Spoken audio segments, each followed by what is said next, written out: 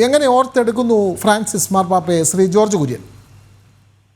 Pop ഫ്രാൻസിസിന്റെ മരണം തീർച്ചയായിട്ടും മാനവരാശിക്ക് തന്നെ വലിയ നഷ്ടമാണ്. ക്രിസ്ത്യൻ വിശ്വാസങ്ങളെല്ലാം ഉൾക്കൊണ്ടുകൊണ്ട് മുഴുവൻ ലോകത്തെയും സ്നേഹിച്ചിരുന്ന, മാനവകുലത്തെ തന്നെ സ്നേഹിച്ചിരുന്ന, പ്രകൃതിയെയും ജീവജാലങ്ങളെയും അതുപോലെ മനുഷ്യാവസ്ഥയുടെ വ്യത്യസ്ത തലങ്ങളെയും എല്ലാം ഉൾക്കൊണ്ടുകൊണ്ട് അവരെയെല്ലാം ഉൾക്കൊള്ളണം എന്ന് പറഞ്ഞുകൊണ്ടിരുന്ന ഒരു പാപ്പയാണ് ഫ്രാൻസിസ് പാപ്പ. അപ്പൊ അതുകൊണ്ട് ലോകത്തിന് മുഴുവൻ നഷ്ടമാണ്. എല്ലാ മനുഷ്യർക്ക് വേണ്ടി അദ്ദേഹം നിലകൊണ്ടിരുന്നു. യുദ്ധത്തിനെതിരായിട്ടുള്ള ശക്തമായിട്ടുള്ള നിലപാട് അദ്ദേഹം എടുത്തിരുന്നു. സമാധാനത്തിന് വേണ്ടിയുള്ള സന്ദേശവും കൊടുത്തിരുന്നു. ഏറ്റവും അവസാനം മതപരമായ അല്ലാതെ അദ്ദേഹം പൊതുപരിപാടിക്ക് പോയത് ജയിലിലേക്കാണ്.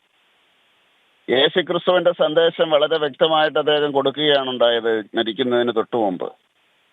കാരണം ലോകത്തിന്റെ മുഴുവൻ, മനുഷ്യരുടെ മുഴുവൻ പാപം ഏറ്റെടുത്തുകൊണ്ടാണ് യേശുക്രിസ്തു കുരിശിൽ മരിച്ചത്. അതേ ഓർമ്മിപ്പിക്കുന്ന തരത്തിൽ തന്നെ അവസാന നിമിഷവും ആ ആശയം ഉൾക്കൊള്ളുന്നു. പാപികളോട് ക്ഷമിക്കണം എന്നുള്ള ആ സന്ദേശം ഉൾക്കൊണ്ടുകൊണ്ട് അദ്ദേഹം ലോകത്തിന് സന്ദേശം കൊടുക്കുകയായിരുന്നു.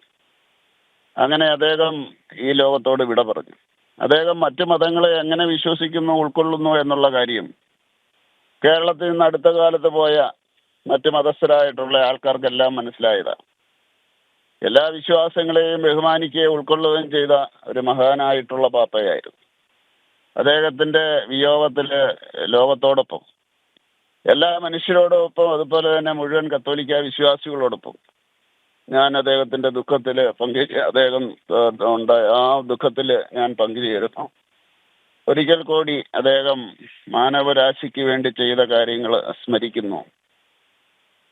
ശ്രീ ജോർജ് കുര്യൻ, ഒരു കാര്യം കൂടി, അദ്ദേഹത്തിന്റെ അന്ത്യകർമ്മങ്ങളിൽ പങ്കെടുക്കാൻ നമ്മുടെ ഭാരതത്തിന്റെ പ്രതിനിധി സംഘം എന്തായാലും യാത്രയാകുമല്ലോ. അത്തരം കാര്യങ്ങളിൽ ഒരു തീരുമാനത്തിലേക്ക് എത്തിയിട്ടുണ്ടോ ശ്രീ ജോർജ് കുര്യൻ? അതിനൊരു പ്രൊസീജിയർ ഉണ്ട്. അത് എന്നാണ് എന്നുള്ളത് അവിടുത്തെ ഒരു സമിതിയുണ്ട്, വത്തിക്കാനിലെയും അതുപോലെ തന്നെ കർദിനാളന്മാരുടെ ഒരു സമിതിയുണ്ട്.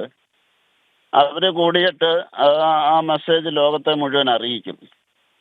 അപ്പോഴാണ് എല്ലാ രാജ്യങ്ങളും അതിനെപ്പറ്റിയുള്ള തീരുമാനങ്ങൾ എടുക്കുന്നത്. ദിവസങ്ങൾ കഴിഞ്ഞിട്ടാവാനാണ് സാധ്യത. അങ്ങനെയാണ് പൊതുവെ കണ്ടുവന്നിട്ടുള്ളത്. അപ്പോൾ മാത്രമേ ഗവൺമെന്റുകൾ ഒഫീഷ്യലായിട്ടുള്ള പ്രൊസീജിയർ അതിനുവേണ്ടി തുടങ്ങുകയുള്ളൂ. അത് അറിയിക്കുകയും ചെയ്യും, ആരൊക്കെയാണ് എങ്ങനെയാണെന്നൊക്കെയുള്ള അറിയിക്കുകയും ചെയ്യും. അതിന് ഇപ്പോൾ പറയാനുള്ള ഏതാനും മണിക്കൂറുകൾക്ക് മുമ്പല്ലേ അദ്ദേഹം കാലം ചെയ്തത്. അപ്പോൾ അതുകൊണ്ട് അതിനെപ്പറ്റി നമുക്കിപ്പോൾ അവിടെ നിന്നുള്ള അവരുടെ മെസ്സേജിനനുസരിച്ചാണ് അതിരിക്കുന്നത്.